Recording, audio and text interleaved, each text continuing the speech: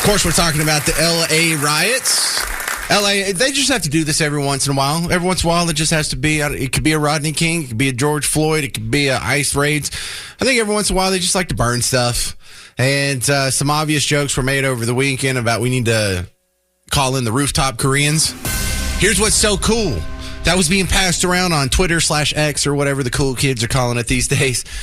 And this guy popped up with the handle Tony Moon, and he's like, I'm here. I'm like, wait a second. Is this one of the rooftop Koreans? And it was. And everyone's like, oh, my God, you're so awesome. He's like, yeah, well, that's not my neighborhood this time, but if you need any pointers, let's start here.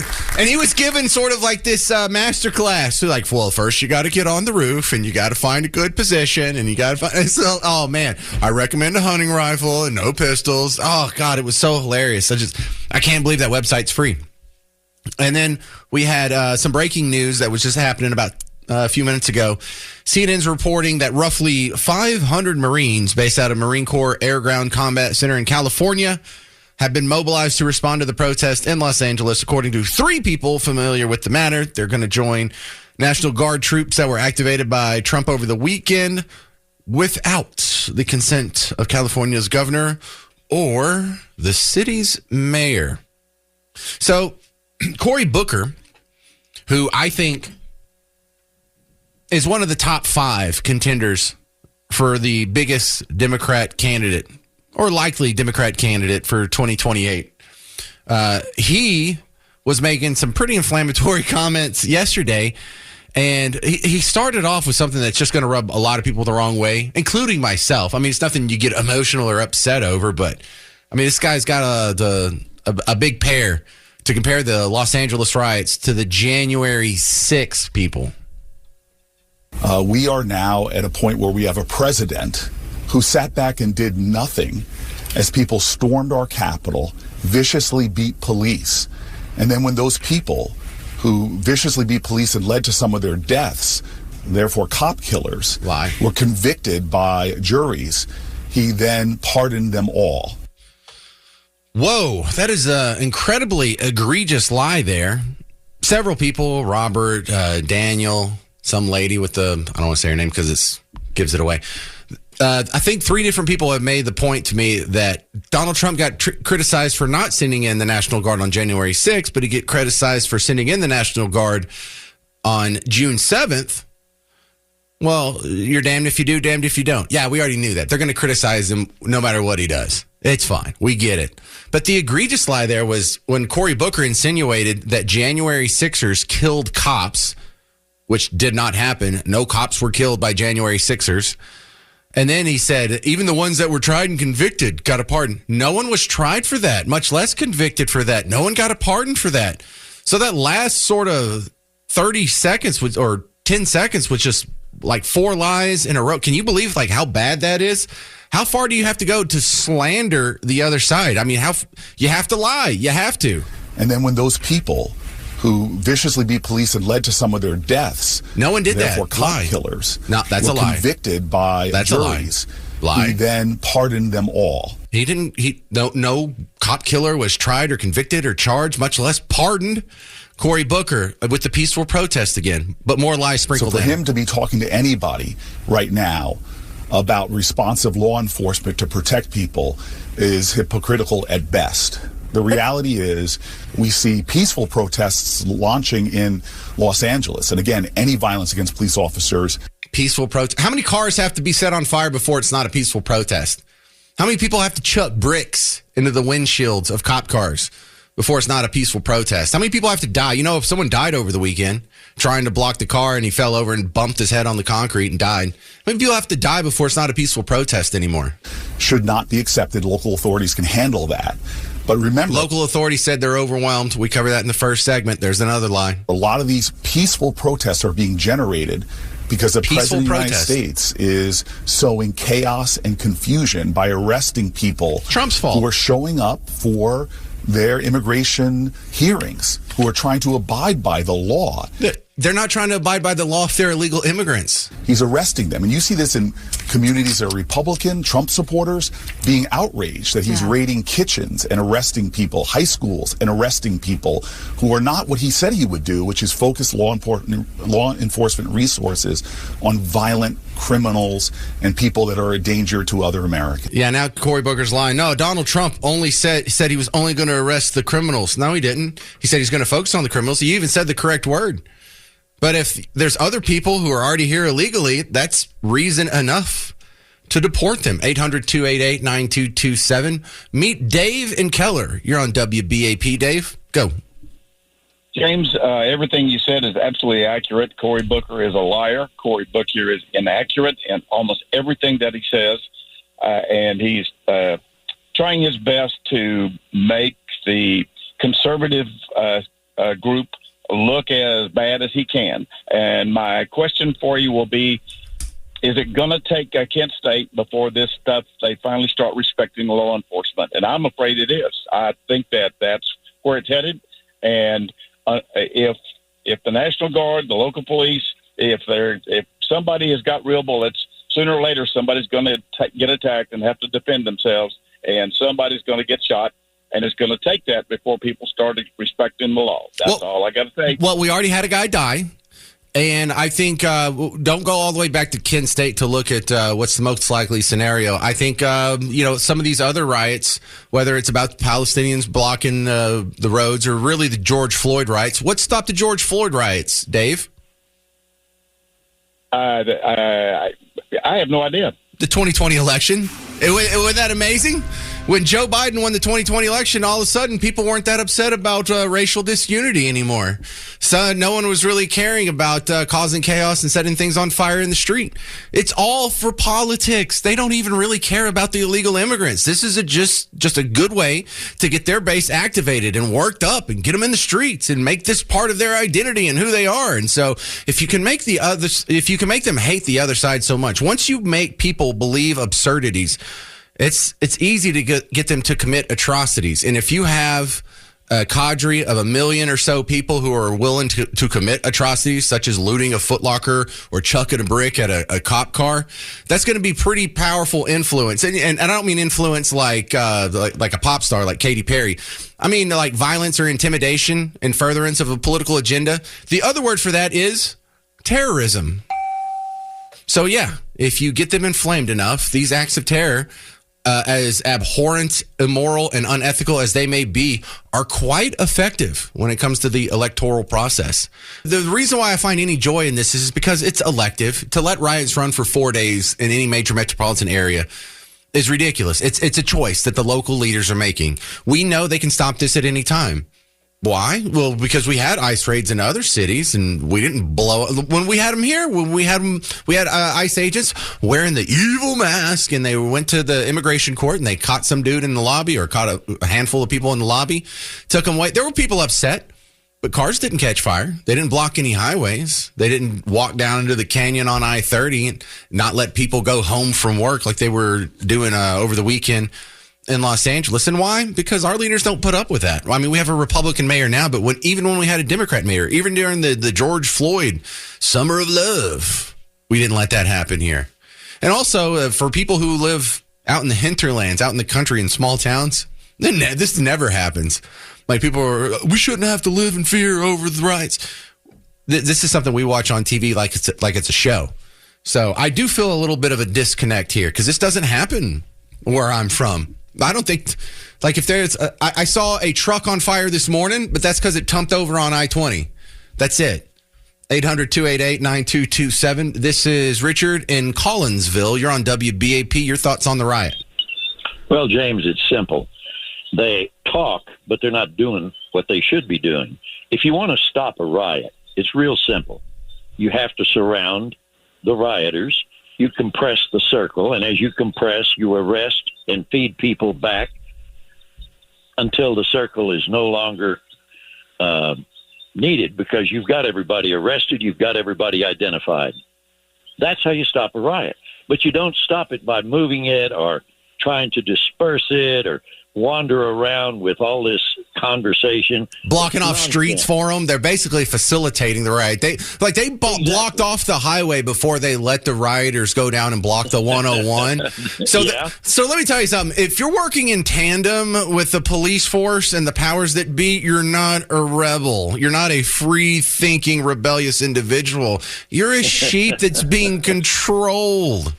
Absolutely, and that's what it's all about, and it all started with the hippies in the early 1960s. Well, no, that's the first time it started for you. Now, in 1920, there was a bomb that was blown up by an anarchist, which we now call Antifa, the guys that wear all black and they want communism or anarchy, once a month in New York City in 1920. So this isn't anything new. This is just something that comes in the left-wing soup.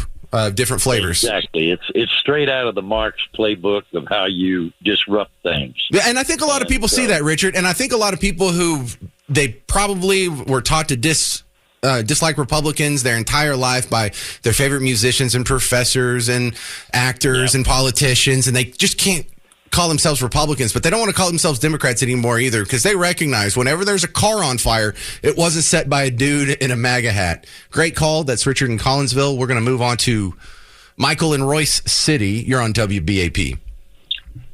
All right. Thank you very much for bringing it up. As far as these riots in LA go, to your comment earlier where there were ICE raids in multiple other cities, you're right. They didn't see riots in those cities, but I think personally, in my opinion, based on what I've seen, this is a distraction to get away, because nobody's talking about the big, beautiful bill, the increased spending, the price controls that Donald Trump's wanting to put into. Oh, yeah. Nobody's talking about that. And you've got senators that are coming on the news saying, well, damn if you do and damn if you don't, if you call in the National Guard or if you don't call in the National Guard. But why don't we address the fact that our economy is about to go into the tank in the next 6 months if we don't address this additional spending? I didn't really connect those things, but I'm hesitant to argue with you because, you often have to be suspicious of the timing of these things. Like, why now? Why are they starting right now? Why have we gone 5 months, almost 6 months into this guy's second term with deportations happening almost immediately, and just now they start rioting? And you think that's sort of inspired by the legislation? I think so, because if you look at what Trump is actually posting on X, for example, he's saying that we need to get rid of the debt ceiling when 15 years or 12 years ago he was talking about we need to control spending, we don't need to raise the debt ceiling, we need to cut spending, we need to cut government. And then all of a sudden, a couple of days later, you have these riots that happen out in LA. Like you said alone, these people are working with the police and being essentially cattled into certain places in LA. Don't you think that's a little suspicious? It is. It is a little suspicious. I don't know if the timing has anything to do with the big, beautiful bill. What I feel like, and I don't know any better than you, Michael, and I'm not saying you're wrong. That might be part of the math. But what I feel like happened is they observed the deportations happening. They tried some other things. They tried the organized protests. Like every city, major American city on June 2nd is going to have a rally. And they tried that and it stopped working. And so they are escalating their tactics because what they have previously done isn't working. And they don't mind escalating it all the way until these people that they're using as just cannon fodder, they don't care if they die. They don't care if that guy got ran over. That's good for them. That makes the cops look bad. That makes Trump look bad. That makes people who support Trump look bad. So they're already locked into the perverse incentive structure to where the more chaos, the more burning cars, the more burning buildings, the more pain, human suffering that they can put on cameras and put across the TVs, the better it is for Team Blue. Or at least that's their theory. And so I think it just took them a while, number one, to work up to it. But number two, there seems to be a level of organization here. Anytime someone drops off a pallet of bricks, someone had to pay for that. Someone had to order that. Someone had to know where to drop it off. So it does betray a little bit of organization. And I think they didn't just come up with that overnight. I think they had to do some planning and they had to do some funding. And I don't even think they had to check in with their local leaders, but they may have. So I don't know. What do you think about that? I think personally that this is a way for Gavin Newsom to give a cover if he's going to run for 2028. That he's been touting that he's a moderate Democrat, but now he can say in 2028 saying, well, I wasn't given the chance to control the riots. I wasn't given the opportunity because Donald Trump took that away from me. But you know what? As president, I'm going to make sure that doesn't happen because of this overreach of the executive branch. Man, I hope it doesn't work, but it might, Michael. It just might help him out. This is Michael in Royal City. Thank you very much for your call, sir. Good stuff. Romeo says on YouTube, the anti-ICE bunch are having a protest at the Margaret Hunt Hill Bridge in Dallas tonight. Oh, man, that's maybe a mile from where I'm right now. You want to go there after work? We'll just go get some beers, a lawn chair, and we'll watch the protesters there. Because here in Dallas, we don't let them set fire to cars. We don't let them block the highway. We don't let them do all that crazy stuff like they do in L.A. It's not a sport over here. But the big breaking news since the James show started, we already played you some comments from Donald Trump when he was asked about it earlier. And 500 Marines are now in the process of being deployed to help quell the violence because we have a fourth day. And CNN is such trash. Right now they're saying, rally against immigration raids in Los Angeles. Rally? It's not a rally if cars are on fire and a guy's already died and people are chucking bricks at cop cars and making cops have to take shelter. The ICE people had to take shelter in a federal building until the National Guard came and cleared the crowd out so they wouldn't get killed for leaving the building. There's some serious safety concerns here. The only question is, how bad's it going to get? How long is it going to last? And what's it going to take for these people to stop? Because, you're told one of the most dangerous days in American history is January 6th. And we almost lost our democracy, James. How did they leave? Did we have to get the National Guard to kick them out? Or after about 90 minutes of loitering through Statuary Hall, did they leave when they were asked nicely? See, it's another sign that wasn't an insurrection. It wasn't even a riot. And then here we have real riots. And what are they calling it? It's just a rally, y'all. It's just a rally. Sure, we're blocking highways. And there's only a few buildings that are caught on fire. Not all of them. 800-288-9227. 800-288-9227. Can't wait to see what happens when the Marines show up. This is David in Dallas. You're on WBAP. Yes, sir. When you have the leaders of states like California, you've got the governor Newsom, you have the mayor of L.A., you've got Governor Hochul of New York, and the elected DA of New York trying to prosecute a president for the first time in history with a bunch of made-up crimes. I disagree with your last caller with the bill and the spending. These people in the streets, they don't care about that. They're supporting people in the country who are illegal criminals. And so when you have the leaders of the states, these governors and these mayors, and they've declared themselves sanctuary cities, sanctuary states, we're not going to follow federal law. We're going to make our own rules and do what we want here, and this is all the president's fault. This is the same thing the Democrats did with the Confederate states. When they said, we're going to secede from the nation, we're going to do what we want, screw you, and we're going to do what we want. And Abraham Lincoln had to make some serious decisions. I'm sure he had a lot of pushback. He arrested over 900 journalists and shut down over 300 newspapers because they were propagandists for the Confederacy that ended up leading us into a war. I mean, we are repeating history. Yeah, I don't know if I'd be bringing up Lincoln jailing journalists and whatnot, because that isn't what stopped the war. What stopped the war was shooting enough Democrats. He suspended habeas corpus. Look, and in hindsight, he was able to arrest them. It's easy for me to... He arrested them. They were propagandists. Yeah, I'm not saying we should do that now. We shouldn't go around. What, should we arrest Jake Tapper or Cory Booker? What level does it get to where you shut down the CNNs and the MSNBCs? It never gets to that level. It never gets to the level where you shut them down. What it should get to the level... Huh? Lincoln did it. Yeah, but that wasn't the successful part of his presidency. In fact, that's one of the few criticisms I have is that he suspended habeas corpus. And he just put the governor of Ohio in jail. He stopped Maryland from meeting when they were going to try and secede, and that's might be the only reason they didn't, if I remember correctly. But no, we don't have to do unconstitutional things to stop these people that are doing unconstitutional things. The real question is, he suspended it. He suspended the Constitution. Well, I disagree with that. The Constitution. I disagree with that. But I think we won the war. Well, We're now a nation. and that's what solved it. Actually, that's what solved it is when you made the incentive structure so much so that to continue their ill behavior was not in their best interest.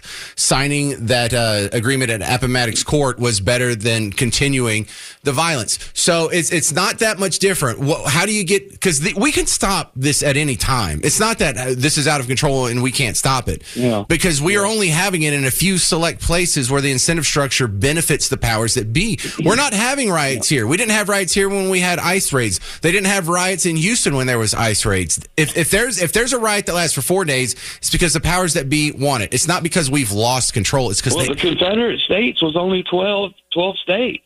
I mean, out of 48. I think it was 13, and we didn't have 48 at the time. I think it was like less than half. Yeah, it was close. We've got 27 states right now that are rebellion against anything that the president wants to do lawfully. See, I hesitate to say that because I think if you drive in 2 hours in any direction, you wouldn't be in that culture. Once you get out of these little hyper blue bubbles that these major metropolises are in, I think like of the geographic area, what is it, like 83% of it votes red?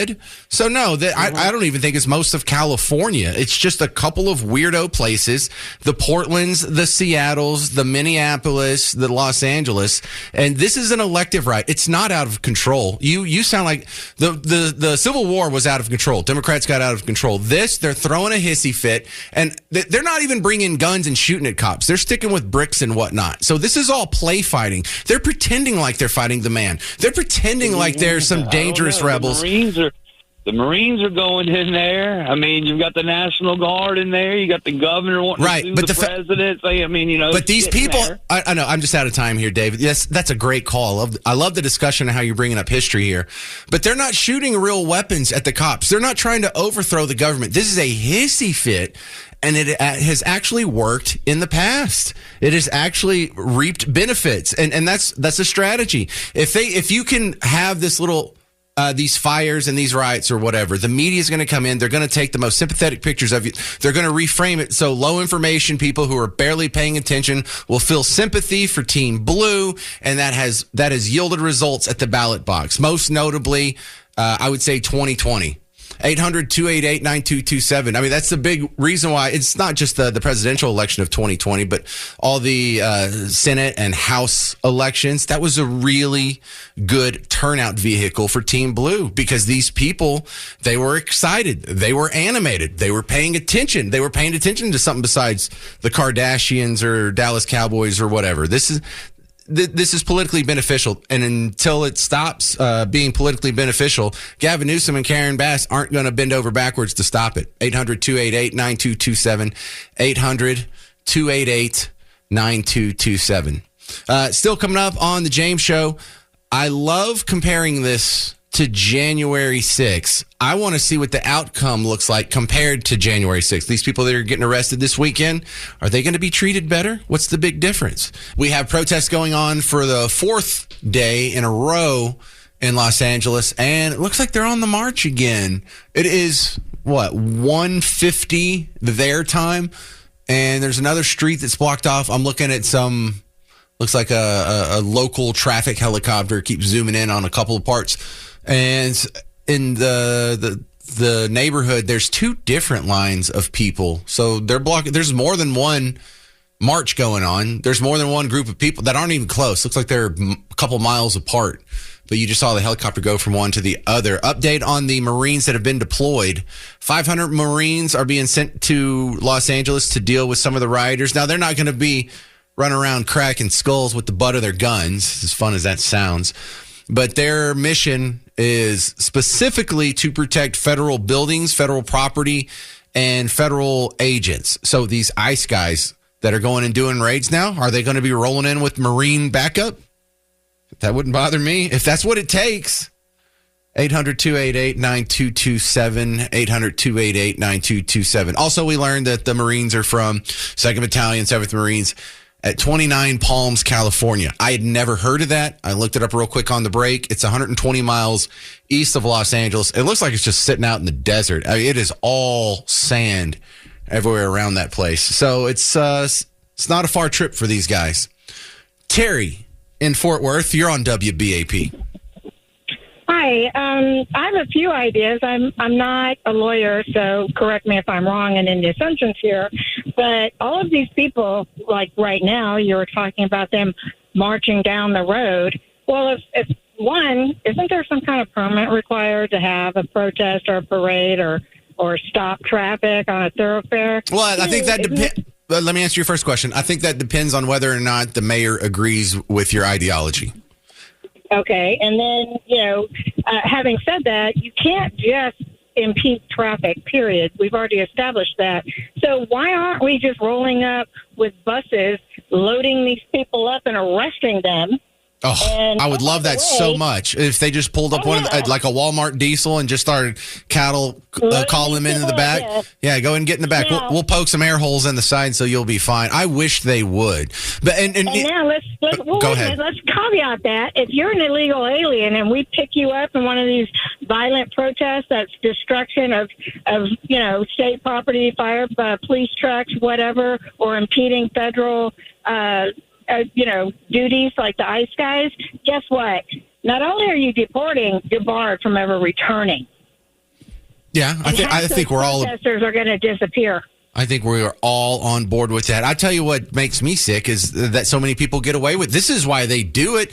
All these man, it looks like there's like 10,000 people in the street right now in Los Angeles, and I mean in real time. I'm looking at a live camera here. There's no consequences to these people. They've gotten away with the bad behavior for so long. They have no fear or anticipation of consequences for what they're doing. They feel entitled to go out and be lawless. And I bet your next sentence is everyone that loitered through Statuary Hall for 6 minutes on January 6th, they got tracked down all across the continent and brought back. So we know they can do it. Everybody. Right, but they don't do it for the George Floyd protesters.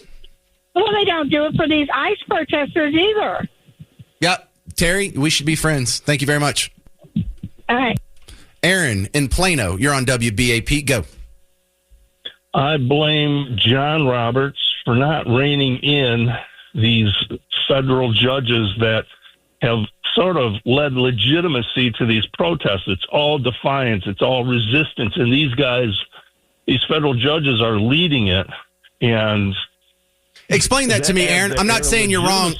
I'm not saying you're wrong, but how are the judges leading this? Because they're implementing, they're impeding the president's constitutional duty to take care clause, which is upholding the laws and deportation laws that we have. And John Roberts not at all hearing any of these cases, but letting them slowly grind their way through the federal system is just adding even more legitimacy to the protests. You see, the judges are with us, so we're legit in our riotous behavior. That's probably a contributing factor. Good stuff. Thank you, Aaron. That's Aaron in Plano.